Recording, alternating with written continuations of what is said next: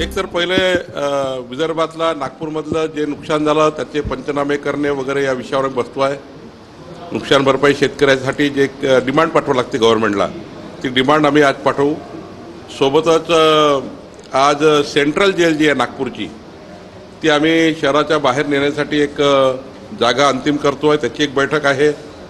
सोबतच नागपूर जिल्ह्यामध्ये प्रधानमंत्री आवास योजनेचा NMRDAचा DPR आम्हाला तयार करायचा, याची एक बैठक आहे।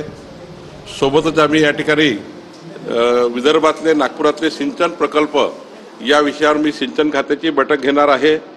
सोबतच नागपूर म्युनिसिपल कॉर्पोरेशनमध्ये जसं सुरेश भट सभागृह आहे, एक सभागृह लंडन स्ट्रीटच्या जो रस्ता आहे आमचा, त्या रस्त्यावर एक मोठं सभागृह बांधण्याची योजना आम्ही तयार केली आहे, त्याचे आज आम्ही अंतिम करतो आहे।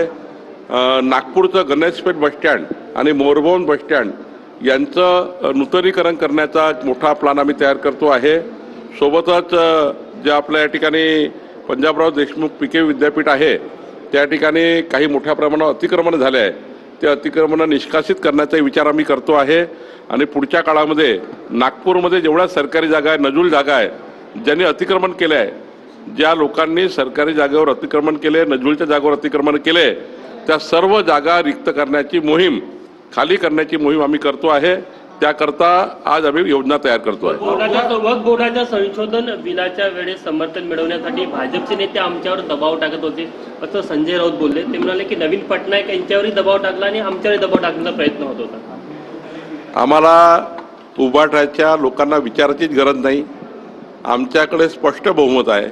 माननीय प्रधानमंत्री मोदीजींनी स्पष्ट बहुमत मिळवलेलं आहे, आमचा NDA स्पष्ट बहुमतामध्ये आहे। आम्हाला काय गरज आहे उपाटाकडे जायची? खरं तर त्यांनी आपली आता सर्व त्यांची महाराष्ट्रभर नाचक्की झाली आहे। मोठ्या प्रमाणावर मंगळवारी उबाटातले अनेक नेते भाजप त्यांचा पक्ष सोडतात आहे, काही एकनाथजीकडे जातात आहे, काही आमच्याकडे जातात आहे। वक्फ बोर्डाच्या सुधारणा विधेयकाला विरोध करणे म्हणजे महाराष्ट्राच्या जनतेशी बेईमानी करणे आहे। जी मतं आतापर्यंत उद्धव ठाकरेंनी घेतली, त्या मताशी बेईमानी केली उद्धव ठाकरेंनी, आणि मताच्या लागून चालना करता मुंबई महानगरपालिकेचे राजकारण डोळ्यासमोर ठेवून मुंबईमध्ये एक विशिष्ट जनसमुदायाचे मतं मिळण्याकरता उद्धव ठाकरेंनी घेतलेला पाऊल आहे। खरं तर जनता उद्धव ठाकरेंना माफ करणार नाही।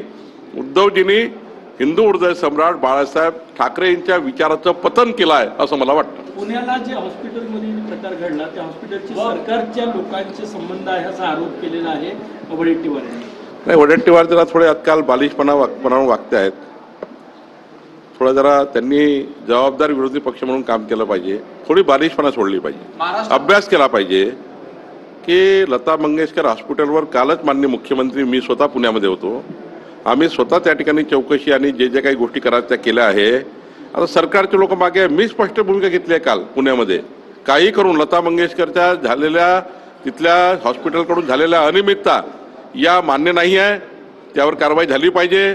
आमच्या महिला मोर्चाच्या पदाधिकारी त्या ठिकाणी त्यांनी आंदोलन केलं, भाजपच्या महिला मोर्चानी, आणि त्यामुळं पुण्यातल्या घटनेची चौकशी ज्या ज्या लेवलला करायची ती करून लता मंगेशकर हॉस्पिटलमधलं कोणी दोषी असेल त्याच्यावर कारवाई करण्याची भूमिका सरकारची आहे।